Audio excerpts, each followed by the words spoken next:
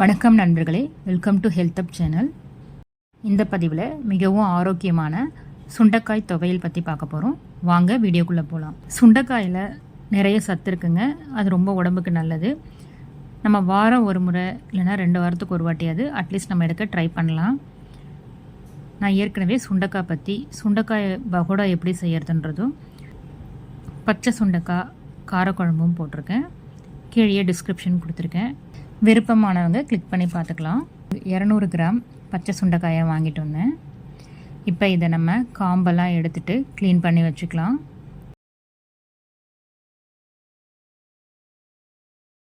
முக்கால் கப் அளவுக்கு வந்திருக்கு. காம்பெல்லாம் எடுத்து க்ளீன் பண்ணால் ஒரு முக்கால் கப் அளவுக்கு வந்திருக்கு. இதை பாதியாக அரிஞ்சிட்டும் யூஸ் பண்ணலாம், இல்லைனா உரலில் நம்ம ஒன்றும் பாதியமாக தட்டியும் யூஸ் பண்ணலாம். நான் உரலில் ஒன்றும் பாதியமாக தட்டிட்ட உடனே நம்ம தண்ணியில் போட்டணும், இல்லைனா கலர் மாறிடும்.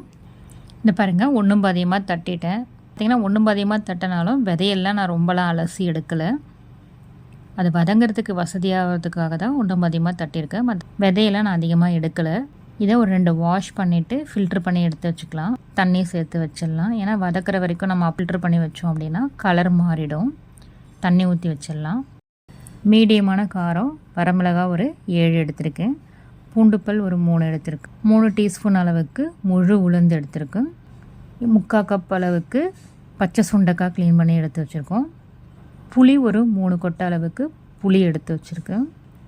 இதெல்லாம் வதக்கணும். கேஸ் ஸ்டவ் ஆன் பண்ணிடலாம். ஒரு பேன் போட்டுடலாம்.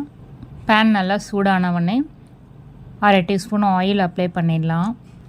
3 டீஸ்பூன் முழு உளுந்து போட்டு மீடியம் ஃப்ளேமில் பொன்னிறமாக வறுத்து எடுத்துக்கலாம். பூண்டுப்பல் ஒரு 3 சேர்த்துடலாம்.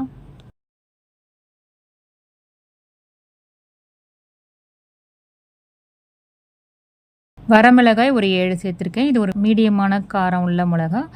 நீங்கள் உங்கள் காரத்துக்கு ஏற்ற மாதிரி கூட்டவோ குறைச்சிக்கவோ செஞ்சுக்கலாம். இது கொஞ்சம் காரம் தூக்கலாக இருந்தால் தான் இந்த தொகையில் நல்லாயிருக்கும். அதனால் நான் 7 வரமிளகாய் எடுத்திருக்கேன். இதை எல்லாத்தையும் ரொம்ப பொறுமையாக வறுத்து எடுத்துக்கலாம். 3 கொட்டை அளவுக்கு புளி சைஸு பிச்சு போட்டு வதக்கி எடுத்துக்கலாம். ஒரு பிளேட்டுக்கு மாற்றிடலாம். நல்லா ஆற விட்டுடலாம். இப்போ அதே பேனில் 1/2 டீஸ்பூன் ஆயில் அப்ளை பண்ணிவிட்டு தண்ணியிலேருந்து சுண்டைக்காயை வடிகட்டிட்டு பேனில் சேர்த்துடலாம். இது ஸ்கின் ரொம்ப தடிமனாக இருக்கும், அதனால் வதங்கிறதுக்கு கொஞ்சம் லேட் ஆகும். மிதமான தீயில பொறுமையாக வதக்கி எடுத்துக்கலாம். சுண்டைக்காய் தோல் தடிமனாக இருக்கிறதுனால அது வதங்கிறதுக்கு 10லேருந்து 15 நிமிஷம் ஆகிடும். நம்ம மிதமான தீயில வச்சு அதை நல்லா வதக்கிட்டு பிளேட்டுக்கு மாற்றிடலாம். அதையும் நல்லா ஆற விட்டுடலாம். இப்போ ஒரு 10 மினிட்ஸ் ஆகிடுச்சி. எல்லாம் நல்லா ஆறிடுச்சு. இப்போ நம்ம ஃபஸ்ட்டு உளுந்து மிளகாய் அதெல்லாம் வதக்கி எடுத்து வச்சதை மிக்ஸி ஜாரில் ட்ரான்ஸ்ஃபர் பண்ணிடலாம். தேவையான அளவுக்கு உப்பு சேர்த்துடலாம். இப்போ ஃப்ரெஷ்ஷாக 1/2 டீஸ்பூன் சீரகத்தை நம்ம சேர்த்துடலாம். தண்ணி எதுவும் சேர்க்காமல் இதை கொஞ்சம் நல்லா பொடியாக்கி எடுத்துக்கலாம். பார்த்திங்கன்னா இந்த அளவுக்கு வந்திருக்கு. இப்போ இதில் நம்ம ஏற்கனவே வதக்கி வச்சுருக்க சுண்டைக்காயை சேர்த்துடலாம். சேர்த்துட்டு 1/4 கப் அளவுக்கு திருகின தேங்காயும் சேர்த்துடலாம். கொஞ்சமாக தண்ணி சேர்த்து நல்லா அரைச்சி எடுத்துக்கலாம். இப்போ தோசைக்கோ இட்லிக்கோ அப்படின்னா கொஞ்சம் நம்ம கன்சிஸ்டன்சி லிக்யூடாக சேர்த்துக்கலாம். சாதத்துக்கு இல்லை வேறு எதுக்காவது சைட் டிஷ்ஷாக நம்ம தொட்டுக்க போகிறோம் அப்படின்னா தண்ணி கொஞ்சம் கம்மியாக ஊற்றிக்கலாம்.